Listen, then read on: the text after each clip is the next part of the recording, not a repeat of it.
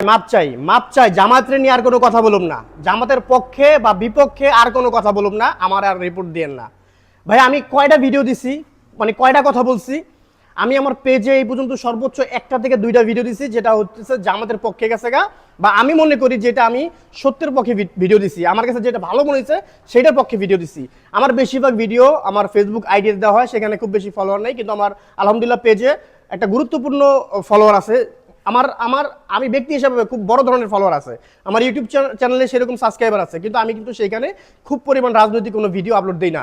কিন্তু খুব দুঃখ লাগে শুধুমাত্র জামাতের পক্ষে কথা বলার জন্য, বা আমি মনে করি সত্যের পক্ষে কথা বলার জন্য আমার পেজে ভিডিও দিছি, সেই ভিডিওতে দুইটা ভিডিওতে তারা রিপোর্ট করছে। খুবই দুঃখ লাগছে, খুবই কষ্ট লাগছে। মূলত কষ্ট লাগছে এই কারণে, দেখেন আমার সবচেয়ে বেশি ভিডিও দেওয়া হইতেছে আইডিতে, অর্থাৎ আইডিতে আমার পরিচিত লোকজন, আমার আপন লোকজন আমার ফলো করে বা আমার সাথে ফ্রেন্ড লিস্টে আছে।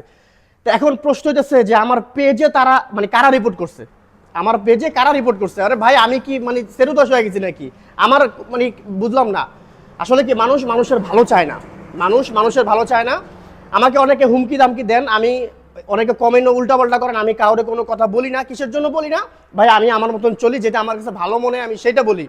কিন্তু মানে আমার পেজে আপনারা রিপোর্ট দিচ্ছেন, ভালো কথা, ওই পেজ উইরা গেল, আমার কিছু আসে যায় না, আমি পেজ থেকে ইনকাম করি না, আমার ইউটিউব চ্যানেল থেকে আমি ইনকাম করি না।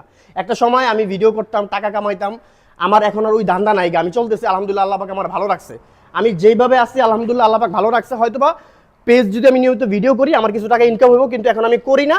আমার পেজে যে আপনারা রিপোর্ট করছেন, এই রিপোর্টগুলো আমি উড়াই দিতে পারবো, কোনো ব্যাপার না। আপনাদের আইডিগুলো খাই দিতে পারবো, কোনো ব্যাপার না। একটা একদম একদম সাত বাংলা কথা বলি, যারা এই যে মানে আমার পেজে আপনারা রিপোর্ট করছেন, আপনাদের আইডিগুলো খাই দিতে পারবো এক কথায়, বুঝছেন?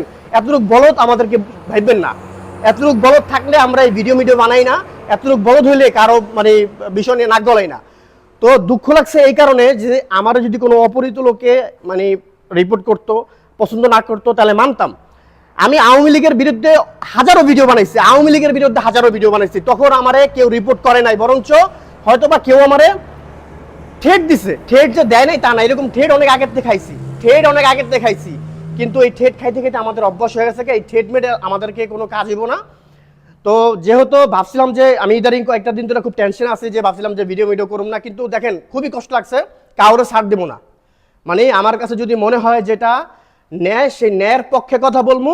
এবার সেটা যদি আমার বাপও হয় না, বাপের বিরুদ্ধে যদি যায় না, তাও করবো। রিপোর্ট দিচ্ছেন তো, ওই পেজ বালের পেজ একটা জাগা, বুঝেন নাই? ওই পেজ যদি আরেকটা রিপোর্ট দিবেন যাইবো কত জাগা, কোনো ব্যাপার না। কিন্তু মনে রাখেন সত্যের পথে আসি, যদি এতে কেউ বাধা দেয় তার বিপক্ষেও যাবো, কোনো ব্যাপার না। তো যাই হোক, মানে খুব কষ্ট লাগছে এই কারণে যে আমি পেজে তো এরকম কোনো ভিডিও দেই না, তা আমার পেজটার উপরে কেন আক্রমণ করা হইলো, এটা কারা করছে আমি কারো নাম উল্লেখ করুম না, কিন্তু মনে রাখেন লাভ নাই, থামাইতে পারবেন না, লাভ নাই। আমি এই ভিডিও বালসার এখন আর করি না, বুঝছেন? এখন আর করি না। আর নাহলে বাসটা এমন ভাবে দিতাম যে বাস বাংলাদেশের থেকে উদয় হয়েছে না, সেই বাসগুলো আইনা বাস দিতাম। কিন্তু এখন ভাই ওই ধান্দা নাই গা ভাই। আমি যদি আপনাদের বিরুদ্ধেও ভিডিও বানাই না, মাসে 2 লাখ টাকা ইনকাম করতে পারি, শুধুমাত্র এই বাস দিয়ে মাসে 2 লাখ টাকা ইনকাম করতে পারি। কিন্তু ভাই হিসাব করছি কি যে লাভ কি, এগুলো অনেকটা সমালোচনার মতন। ওই জায়গার থেকে ফেরত আইছি, আর শুধু ভাবছি যে না, আমার কাছে মনে হয় যে যদি আমি এখন জামাতের কথা বলি, যে আমার কাছে মনে হয় জামাত তাদের যে সংগঠনটা এটা আসলেই সুশিক্ষিত, এবং তাদের যে পরিচালনা খুবই সুন্দর, এবং আমার কাছে মনে হয় তারা যদি রাষ্ট্রীয় ক্ষমতা আসে, অন্তত পক্ষে আমাদের মতন গরিব সাধারণ মানুষগুলো যারা আছে তারা অন্তত পক্ষে প্রতারিত হবে না। তো সেই সুবাদে আমি ভাবছিলাম যে জামাতের পক্ষে দু একটা কথাবার্তা বলি, তাও যেটা লিগেল সেটা নিয়ে।